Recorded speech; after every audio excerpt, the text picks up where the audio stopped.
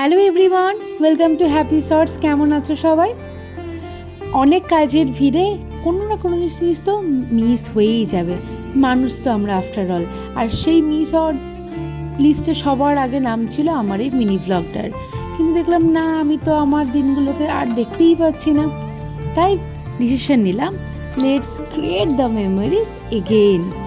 আবারও তোমাদের কাছে হাজির হবে আমার হ্যাপি শর্টস।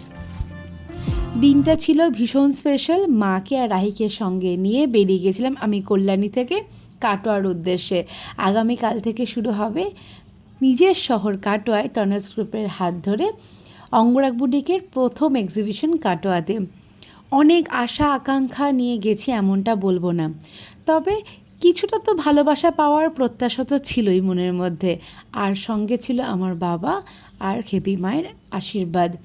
আমাকে নিরাশ করবে না এরকম একটা মনে মনে সুপ্ত বাসনা তো ছিলই। সব কিছু নিয়ে বলবো, এক্সপিরিয়েন্স তোমাদের সাথে প্রত্যেক দিনকার শেয়ার করব সব কিছু। তবে প্রথম দিনের কথাই বলি, মায়ের প্রসাদ নিয়ে পুজো দিয়ে গেছিলাম। সবটা দুগ্গা দুগ্গা করে ভালোই হলো।